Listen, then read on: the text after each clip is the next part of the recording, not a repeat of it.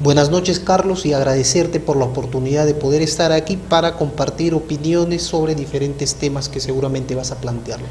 Bueno, así es, uno de estos temas es esto de la corrupción. Sentimos que cada día nos envuelve más la corrupción. ¿Qué quiere decir esto? Que cada día estamos perdiendo más los ciudadanos, porque somos los ciudadanos los que finalmente perdemos, no es, bueno, ¿quién es el otro, no? Los ciudadanos, la gran mayoría de personas que finalmente creemos, por lo menos, que jugamos para la honestidad, somos quienes perdemos espacio. ¿Qué pasa? Bueno, lo primero que hay que señalar es que el fenómeno de la corrupción, sobre ella tenemos, creo yo, un buen diagnóstico. El tema es, en el caso de las propuestas, cómo éstas se concretizan y se viabilizan. Por ejemplo, no puede ser, Carlos, que estemos en un escenario de lucha contra la corrupción y sin embargo el día de hoy, un ciudadano que quiere denunciar ante la OCE, que es el organismo supervisor de las contrataciones del Estado, una presunta colusión entre empresario y gobierno regional o entidad pública, tiene que pagar 200 soles para que pueda su denuncia ser procesada por el órgano, por la OCE. Y eso no puede ser. Es decir, la tasa ya está ahí, está regulada, y si no hay dinero, no se procesa. En segundo lugar, toda iniciativa de lucha contra la corrupción que sea institucionalizada en un órgano, en un ente o en un área, como quiera llamarse, aun cuando esté en la sociedad civil, requiere necesariamente presupuesto, es decir, recursos para poder funcionar. Y sin embargo, todo ha sido voluntad, buenas intenciones, pero no hay recursos. Sin recursos es muy difícil luchar contra este flagelo, Carlos. Ahora, pero si la institucionalidad en la sociedad civil estaría fortalecida, los ciudadanos podríamos contribuir todos en una lucha que en realidad nos comprometa sin cuartel en este tema de la anticorrupción, en realidad la podríamos superar. Claro. Pero eso, finalmente, como que la indiferencia nos gana a todos. Sin duda alguna, tú tienes razón, porque parte de la lucha, el éxito de la lucha contra la corrupción está pues en una sociedad civil bien organizada y bien fortalecida.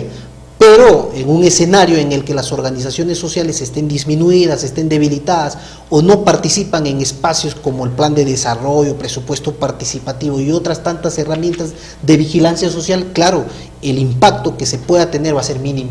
Y hay ahí la necesidad de construir lo que alguna vez Robert Putnam llamaba el capital social, en un intento de generar en esa sociedad pasiva la ciudadanía activa, que también luego lo ha esbozado Sinesio López, ¿no?, en sus diferentes artículos.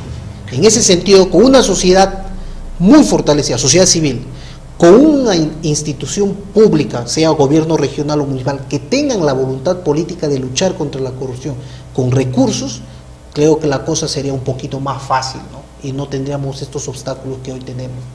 Ahora, lo cierto es que esto ahora empieza a adquirir otra característica mayor, ¿no? Por ejemplo, un municipio que antes recibía 2 millones de soles, ahora recibe 26 millones y no tiene administración, no tiene expertise, ¿no? Bueno, finalmente la conclusión es que se gasta aquello que no se puede ir al bolsillo. Entonces, ¿cómo hacer? Bueno, ahí también hay un factor importante y esto trae a colación lo que tú señalabas en la introducción respecto al tema de la descentralización. Sin duda alguna, en un gobierno municipal débil, donde la ética pública inclusive es solo un discurso y no se pone en práctica, el incremento presupuestal, sea en cualquier fuente de financiamiento, recursos ordinarios, directamente recaudados, transferencia, canon, recursos determinados, es lógicamente un incentivo para que malos funcionarios públicos puedan meter la mano. Y eso habría que ver cómo se evalúa y cómo sobre todo se crea un tema de control social sobre mayores recursos.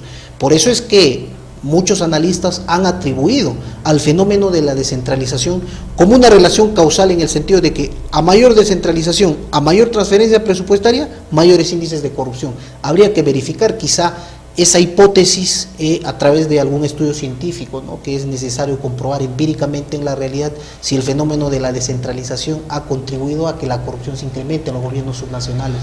Bueno, y en una situación así hay órganos de control del propio Estado, ¿no?, que no tienen en realidad los resultados que todos quisiéramos.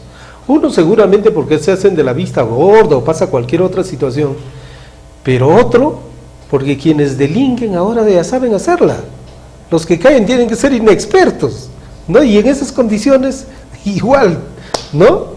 Como que el círculo nos envuelve a todos. Sin duda alguna, y esto a mí me sorprende porque con una de las últimas reformas al órgano de control, rector, digamos, del control gubernamental, que es la Contraloría General de la República, había planteado reformas en el sentido de que los jefes de OSI dependan funcionalmente de la Contraloría, si bien están dentro de cada gobierno regional o local, pero sin embargo esto no ha funcionado, o al menos no termina por convencer porque la corrupción sigue incrementando. Habría que ver cómo, inclusive aleatoriamente, cada cierto tiempo, se empieza a fiscalizar de verdad en el ámbito de gestión y en el ámbito del tema de las finanzas públicas, actores de la Contraloría General de la República que inclusive vengan de Lima. Yo veo que inclusive la intervención de la Contraloría es post, o sea, no preventivamente, claro, es post cuando el problema o el conflicto ya ha estallado, y ahí también tiene una gran responsabilidad este órgano de control gubernamental, en el que el contralor se supone técnico, finalmente posee en el país uno de los sueldos más altos de la función pública, ¿no? Ahora, esto está asociado a la próxima visita, por ejemplo, de funcionarios de Congreso, los mismos congresistas, para ver este tema. Va a venir incluso el propio Contralor de la República. Ahora, ¿cuánto efecto esperamos? ¿Realmente podemos cifrar todas nuestras esperanzas? ¿O los ciudadanos tenemos que empoderarnos mucho más, de repente empezar de a pocas, pero pensar en un horizonte de más largo plazo? El segundo aspecto me parece mucho más importante, porque aquí no termina la labor de fiscalización y auditoría social. El tema está en que esto es producto realmente de la desconfianza en Ayacucho, desconfianza de un sector social importante respecto a dos instancias que deberían tener un papel protagónico en el tema de la corrupción. Uno es el Ministerio Público, específicamente la Fiscalía Anticorrupción, y el otro es el propio Poder Judicial, desde la Corte Superior hasta los jueces de primera instancia. Ante la desconfianza ciudadana respecto al tema de la corrupción de estas entidades, es que justamente nos vemos forzados a apelar a instancias ya de carácter nacional, y esperemos pues planteando bien el problema de que también las entidades actúen, porque claro, existe el riesgo de que solamente vengan en una visita protocolar, hagan un compromiso a lo cual ya no tienen acostumbrados y finalmente no se viabilice nada concreto, ¿no? Al final, de repente, incluso no se ha encontrado nada, ¿no? Los casos que están en los procesos judiciales siguen su curso, lo demás, bueno, no se ve. Ese es otro riesgo, ¿no? En el sentido de que solo sea una visita confirmatoria o estas a las cuales el 90% de los congresistas que dicen hacer viaje de representación ya no tienen acostumbrado. Hacen cualquier encuentro corporativo con alguna autoridad y para ellos ese es viaje de representación, cuando en realidad cuando surge esta función importantísima en el Congreso de los últimos 10 años, se especificaba de que esas funciones de representación tienen que ser con aquellos sectores en donde el Estado no ha llegado. Y obviamente se trata de los sectores rurales, urbanos marginales, en donde hay déficit, por ejemplo, de servicios sociales básicos. Bueno, ya pasando a otro tema en cuanto se refiere al Frente Amplio, ¿hay una alianza política establecida ahora a nivel regional, provincial, de manera más concreta? Esta semana que viene y probablemente la mitad de la semana subsiguiente se va a determinar el tema de alianzas. Lo que sí ya se ha determinado oficial y formalmente es que el Frente Amplio postula con candidatos propios, usando la inscripción que tiene ante el Jurado Nacional de Elecciones. Y esta semana y la subsiguiente se va a tratar de evaluar el tema de las alianzas, que además son pocas las alternativas, porque ya hacer alianzas a estas alturas es un poquito tarde. Sin embargo, está todavía en agenda y seguramente una vez definido esto se va a dar a conocer a la sociedad y a la ciudadanía ayacuchana. Ahora, Carlos Alvíar había señalado de que sí tenía el respaldo pleno del Frente Amplio, ¿no? Y la presencia de sus militantes en una presentación también lo había confirmado. ¿Esto se mantiene o ha cambiado por las circunstancias también que han cambiado en los últimos tiempos, ¿no? Sí, no, eso ha cambiado, y ha cambiado porque el contexto actual del ingeniero Carlos Alvíar no es el mismo cuando él hizo varias conversaciones con el Frente Amplio.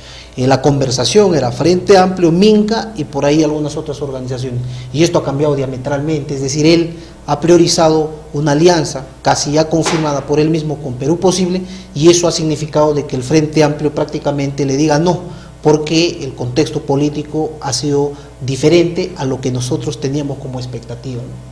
Ahora hay un tema final, el tema de la universidad que quisiéramos conversar, el tiempo nos gana.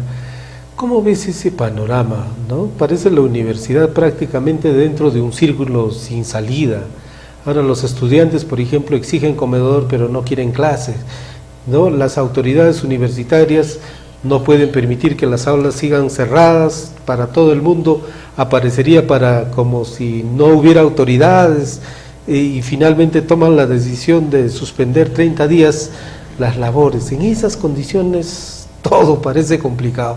¿Por dónde ves el asunto? Bueno, primero hay que señalar que la responsabilidad de la problemática universitaria es compartida por las autoridades y por todos los estamentos que le dan vida a esta entidad. Hablamos de los mismos estudiantes también, porque tienen parte de la responsabilidad de que hoy en día el tema de infraestructura, gasto presupuestal y otras tantas cuestiones estén mal. Ahora, en el caso concreto y de lo que hoy sucede, yo creo que ahí la salida, honestamente hablando, lo tiene el rector.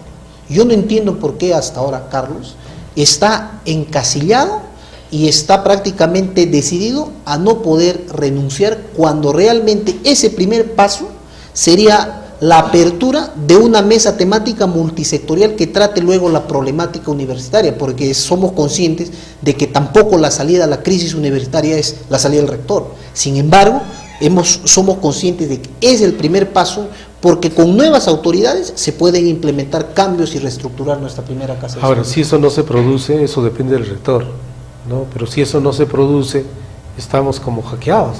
Yo creo que la consecuencia justamente de esa actitud va a ser finalmente pues que Lima intervenga, porque no hay, yo creo, otra salida.